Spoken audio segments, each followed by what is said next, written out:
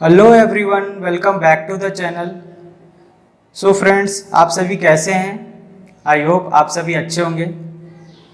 तो फ्रेंड्स, जैसा कि आप जानते हैं, हम इस सीरीज़ जीके के सीरीज़ में पहले बौद्ध धर्म को कवर कर रहे हैं। तो आज हमारा ये लेक्चर लास्ट लेक्चर होने वाला है बौद्ध धर्म के ऊपर में, और हम पूरी बौद्ध धर्म को अच्छे तरीके से कवर कर लेंगे। जैसा कि आपने देखा है, लास्ट 2 लेक्चर में हमने जो भी कुछ पढ़ा है तो उसे पहले रिकॉल कर लेते हैं, जिससे सारी चीज़ें एक बार रिकॉल हो जाएंगी और हम आगे की जो भी कहानियाँ हैं उसे हम बेहतर ढंग से समझ पाएंगे। तो चलिए फ्रेंड्स, स्टार्ट करते हैं। देखिए, हमने फर्स्ट क्लास में क्या पढ़ा था, उनके फैमिली बैकग्राउंड के बारे में पढ़ा था, तो उसको एक बार डिस्कशन कर लेते हैं। देखिए, गौतम बुद्ध के माता का नाम क्या था? माया देवी। पिता का नाम क्या था? सुद्धोधन। माता कोयली वंश से रिलेटेड थी और पिता शाक्य क्षत्रिय वंश से रिलेटेड थे। दोनों का विवाह होता है और कुछ समय पश्चात गौतम बुद्ध का जन्म होता है। ठीक है, और कुछ समय पश्चात 6 से 7 दिन के बाद जो उनकी माता है माया देवी, उनका देहांत हो जाता है या निधन हो जाता है। उसके बाद जो उनके पिता थे सुद्धोधन, वो उनकी मौसी प्रजापति गौतमी से विवाह कर लेते हैं और उनसे एक पुत्र और एक पुत्री होती है, जिनका नाम नंदी और नंदा होता है। ठीक है, यहाँ तक हमने सारे चीज़ें पढ़ा था फैमिली बैकग्राउंड में। और वहीं पे हमने ये भी बात किया था कि सुद्धोधन की एक बहन थी पामिति, जिनका विवाह उनके सेनापति सुप्तबुद्धि से होता है, और उन दोनों के विवाह के पश्चात में यशोधरा का जन्म होता है। और यही यशोधरा जो गौतम बुद्ध की पत्नी बनेगी, इन दोनों का विवाह होता है और राहुल का जन्म होता है। तो ये सारी चीज़ें हमने फैमिली बैकग्राउंड में पढ़ा था। ठीक है फ्रेंड्स, उसके बाद देखिए, हमने ये भी देखा था कि गौतम बुद्ध जो हैं वो कैसे मतलब गृह त्याग करते हैं। तो वहाँ पर क्या होता है फ्रेंड्स, देखिए वहाँ पे फिर एक आसित मुनि रहते हैं। जब गौतम बुद्ध का जन्म होता है तो वो सारी चीज़ें बताते हैं कि बड़ा होकर बुद्ध बनेगा। तो उनके फादर थोड़ा सा क्या हो जाते हैं, चिंतित हो जाते हैं। ये सारी चीज़ें वहाँ पे घटित हुई थी। ये सारी चीज़ें फ्रेंड्स वहाँ पे घटित होने के बाद में क्या हुआ था, वो जो भी पूरा माहौल था, क्योंकि उनके पिता सुद्धोधन नहीं चाहते थे कि ऐसा कुछ भी हो, बड़ा होकर गौतम बौद्ध बने। ठीक है, तो वो पूरा माहौल जो भी था वो पूरे महल में ही लाके उन्होंने अरेंजमेंट करा दिया था। बट कुछ समय पश्चात गौतम बुद्ध अपने पिताजी से सिफारिश करते हैं कि मुझे कपिला वस्तु की सैर करनी है। ठीक है, तो सैर करते टाइम में उन्होंने क्या देखते हैं, पहले एक बूढ़ा व्यक्ति देखते हैं। तो वो अपने सारथी से पूछते कि ये कौन है, क्योंकि उन्होंने कभी भी महल में इस तरीके से बूढ़ा व्यक्ति नहीं देखा था। ठीक है, तो पहले बूढ़ा व्यक्ति देखते हैं, फिर एक बीमार व्यक्ति देखते हैं, फिर 100 देखते हैं एक। ठीक है, एक 100 देखते हैं, उसके बाद में एक सन्यासी को देखते हैं। ठीक है, ये सारे चीज़ें उनके साथ में घटित होती है। उसके बाद ही उनका हृदय परिवर्तन हो जाता है। ठीक है, हृदय परिवर्तन हो जाता है। फिर उन्होंने क्या किया, तब उनकी एज कितनी होती है फ्रेंड्स, 29 वर्ष हो जाती है, और वहाँ से वो गृह त्याग करने का डिसीजन ले लिया रहता है। फिर उन्होंने गृह त्याग कर दिया।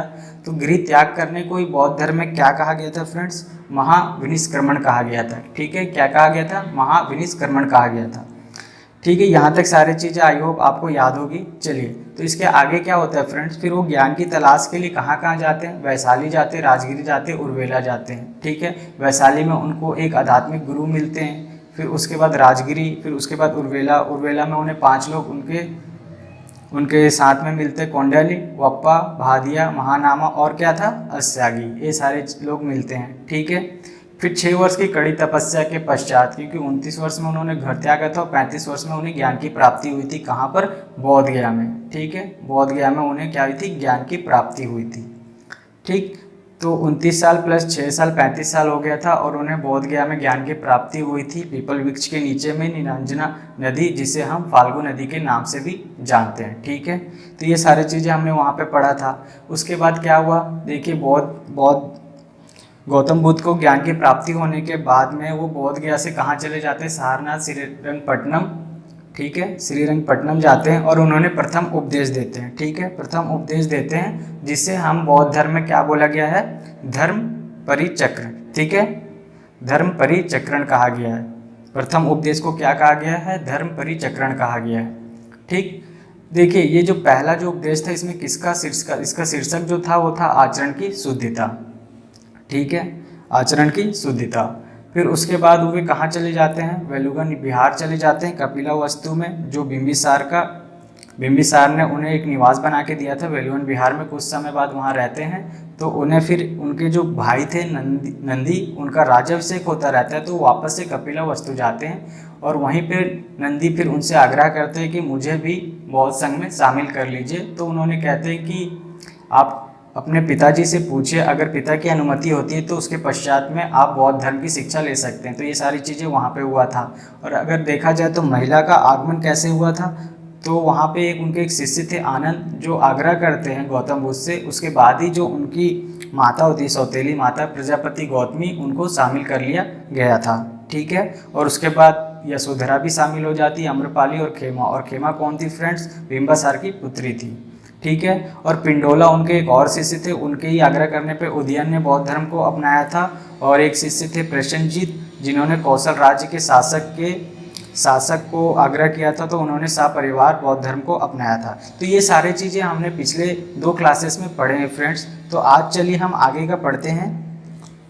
ठीक है, और देखते हैं हम यहाँ पे बौद्ध जो गौतम बुद्ध थे उनका महापरिनिर्वाण कैसे हो गया। महापरिनिर्वाण का मतलब है फ्रेंड्स उनकी मृत्यु, उनका निधन। ठीक है, जो कि 483 बीसी में हुआ था। आपको पता है उनका जन्म 563 बीसी में हुआ था और मृत्यु 483 में हुआ था।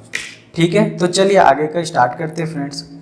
आई होप सारी चीज़ें आपको रिकॉल हो गया होगा। चलिए अब देखिए, गौतम बुद्ध पावा जाते हैं। ठीक है, उनके एक शिष्य होते हैं चुंद। ठीक है, गौतम बुद्ध कहाँ जाते हैं? पावा जाते हैं। उनके एक शिष्य होते हैं चुंद, और वहाँ पे ही देखिए गौतम बुद्ध ऑलरेडी क्या हो चुके हैं, काफ़ी एजेड हो चुके हैं फ्रेंड्स। ठीक है, गौतम बुद्ध ऑलरेडी काफ़ी एजेड हो चुके हैं। जब वहाँ पे भोजन करते हैं तो कुछ उन्होंने ऐसा चीज़ खा लेते हैं जिससे उनका जो पाचन है वो पच नहीं पाता। ठीक है, और वो अतिसार रोग से पीड़ित हो जाते हैं।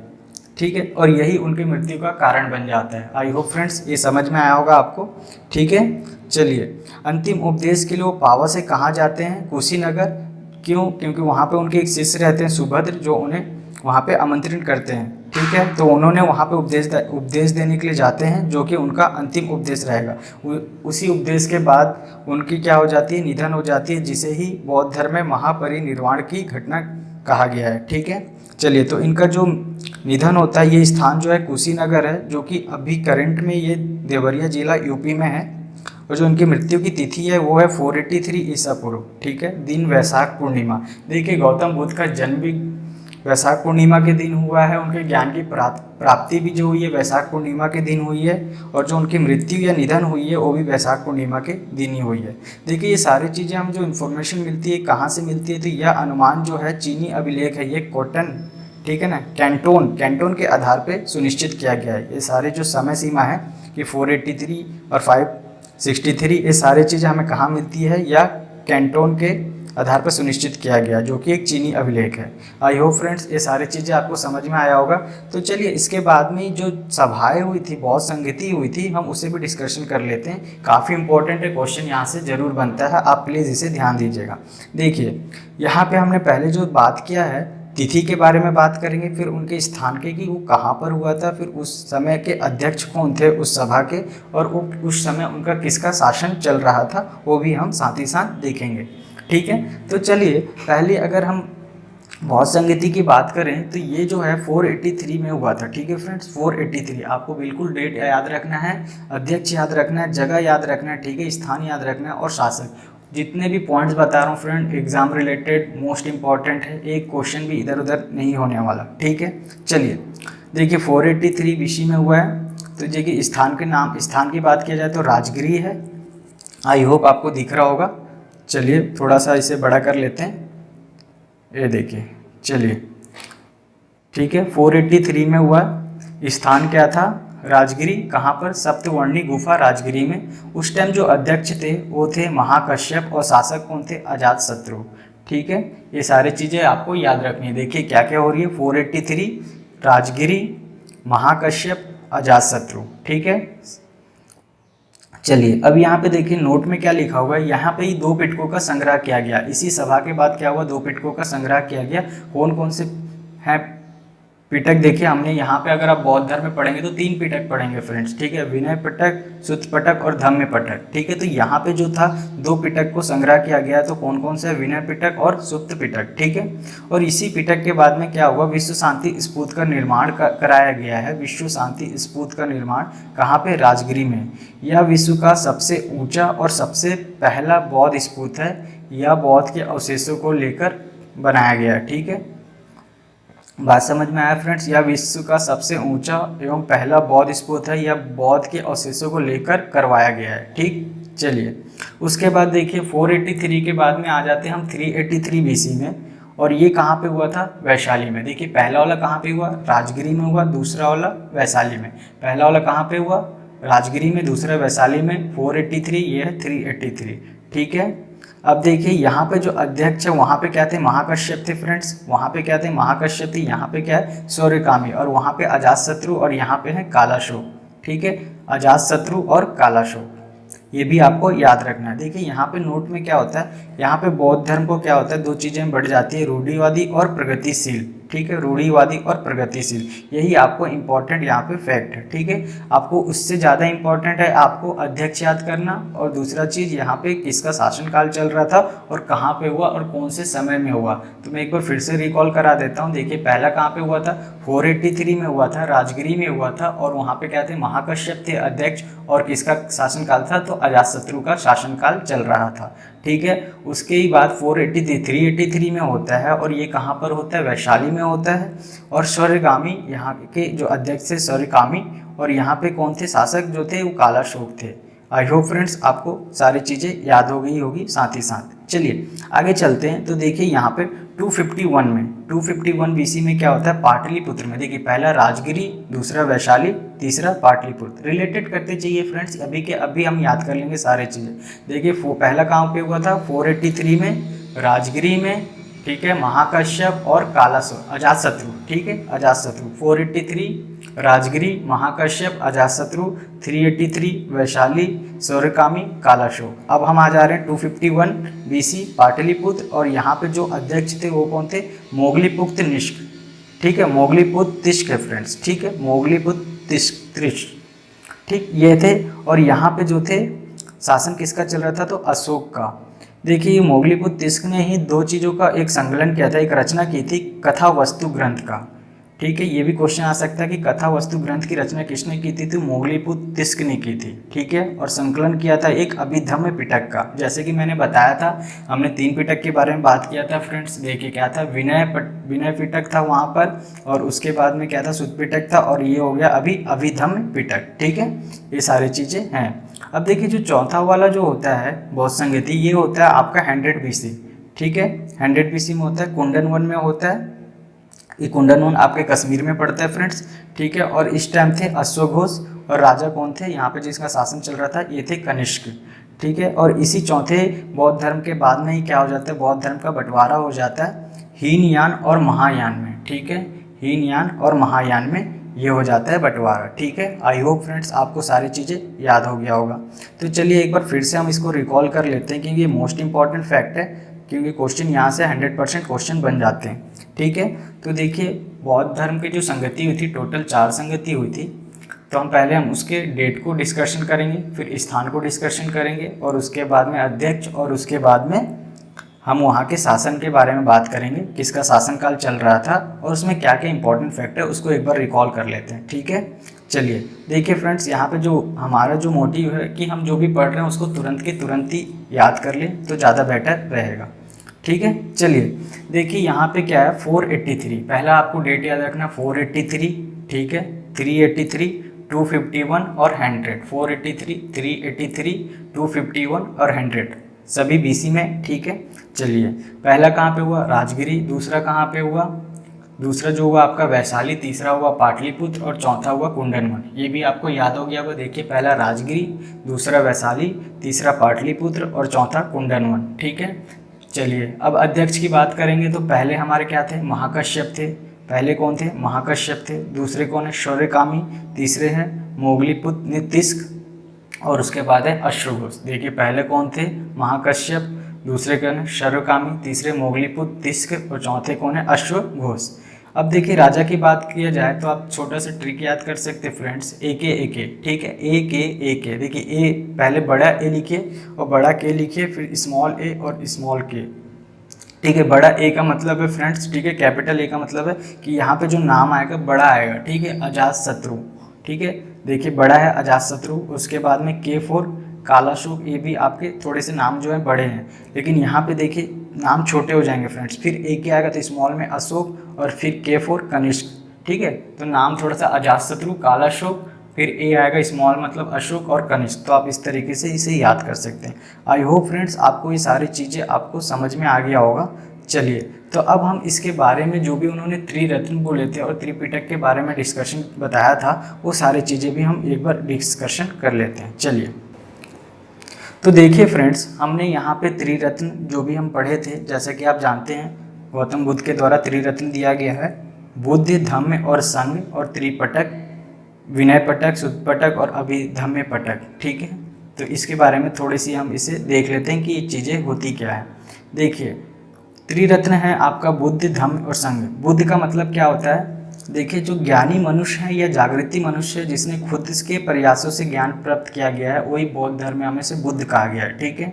ज्ञानी मनुष्य या जागृति मनुष्य, जो क्यूरियोसिटी पर्सन है, जो किसी चीज़ को जानने के लिए उत्सुक रहता है, वो अगर वो खुद के प्रयासों से ज्ञान को प्राप्त करता है तो उसे क्या कहा गया है, बुद्ध कहा गया है, ठीक है। चलिए अगर धर्म की बात किया जाए तो बौद्ध धर्म के शिक्षा को धम्म कहा गया, ठीक है। बौद्ध धर्म की जो शिक्षा है उसे क्या कहा गया, धम्म कहा गया। और संघ की बात किया जाए तो देखिए बौद्ध उपासक और बौद्ध भिक्षुक, ठीक है, बौद्ध उपासक और बौद्ध भिक्षुक, इन्हें क्या कहा गया, धर्म के प्रचार के लिए काम करते हैं तो इन्हें क्या कहा गया, संघ कहा गया है, ठीक है। चलिए अब त्रिपटक के बारे में देख लेते हैं। तो गौतम बुद्ध के उपदेशों का जो संग्रह है ये इन्हीं तीनों पटक में है, ठीक है। विनय पटक, सुत्त पटक और अभिधम्य पटक, ये सारी चीज़ें पाली भाषा में लिखा गया है, ठीक है। आपको इतनी ही से चीज़ें याद रखनी है एग्जाम पॉइंट ऑफ व्यू से। चलिए अगर नोट की बात किया जाए तो यहाँ पे देखिए अनिश्वरवादी के संबंध में बौद्ध धर्म एवं जैन धर्म में समानता है। अनिश्वरवादी क्या होता है फ्रेंड्स, अनिश्वरवादी का मतलब है कि आपको जो ईश्वर हैं उनकी आत्मा ईश्वर है या नहीं है उनको आपको नहीं सोचना है, ठीक है। अनिश्वरवादी के बारे में आपको नहीं सोचना, मतलब जो भी ईश्वर है या नहीं है आपको उनके बारे में कोई भी परिकल्पना सारी चीज़ें नहीं करनी है, ठीक है। तो इसी का जो अर्थ होता है ये है अनिश्वरवादी। अब देखिए अनिश्वरवादी के संबंध में बौद्ध धर्म या जैन धर्म में समानता है, तो ये आपका क्वेश्चन आ जाता है कि बौद्ध धर्म और जैन धर्म में किसके प्रति समानता है, तो वो हो जाएगा आपका अनिश्वरवादी, ठीक है। ये चीज़ें आप याद रखिएगा। अब देखिए गौतम बुद्ध के द्वारा में ही पंचशील और 10 भी दिया गया है। तो देखिए पंचशील एक बार फटाफट देख लेते हैं। पंचशील में आपका शामिल है अहिंसा, सत्य, परिग्रह, अस्तेय एंड ब्रह्मचार्य, जो कि उपासकों द्वारा दिया गया है। और देखिए 10 में है, देखिए उपासक किसे बोलते हैं फ्रेंड्स, उपासक का मतलब वो होता है जो गृहस्थ जीवन व्यतीत करते हुए बौद्ध धर्म अपनाता है, ठीक है। देखिए क्या होता है, उपासक का मतलब क्या होता है, उपासक वे लोग होते हैं जो गृहस्थ जीवन व्यतीत करते हुए भी बौद्ध धर्म को अपनाते हैं, ठीक है। उन्हें ही हम क्या कहते हैं, उपासक कहते हैं। अब भिक्षुक किसे कहते हैं फ्रेंड्स, जो बौद्ध धर्म के प्रचार के लिए जाते हैं ना, जो बौद्ध धर्म के, जैसे यहाँ पे क्या था, बौद्ध धर्म जो भिक्षुक थे, ये देखिए धम्म के प्रचार, तो जो भी बौद्ध धर्म के प्रचार करते हैं उससे हम क्या कह सकते हैं, भिक्षुक कह सकते हैं। तो देखिए जो 10 शील दिया गया है ये भिक्षुक को दिया गया है। तो देखिए 5 तो ऊपर के होंगे ही, और यहाँ पे जो है और 5 यहाँ पे और जुड़ जाते हैं, तो ये 10 शील में शामिल हो जाते हैं, ठीक है। ऊपर के 5 और नीचे के 5 पूरे 10 शील हो जाएंगे। अगर सिर्फ पंचशील की बात करेंगे तो हमारा क्या हो जाएगा, ऊपर का। देखिए इसमें क्या लिखा है, नृत्य एवं संगीत का त्याग, असमय भोजन ना करना, कोमल शस्त्र का त्याग, श्रृंगार प्रसादों का त्याग और कामनी एवं कंचन का त्याग, ठीक है। तो ये सारे इंपॉर्टेंट फैक्ट थे गौतम बुद्ध, ठीक है, बौद्ध चैप्टर से। तो ये सारी चीज़ें आपको याद रखनी है फ्रेंड्स, ठीक है। आई होप सारी चीज़ें आपको समझ में आ गया होगा। और बौद्ध धर्म हमारा यहाँ पे जो भी इंपॉर्टेंट फैक्ट थे बौद्ध धर्म से, वो सारी चीज़ें हमने कवर कर लिया है। और ये हमारा जो बौद्ध धर्म है ये कंप्लीट होता है, ठीक है फ्रेंड्स।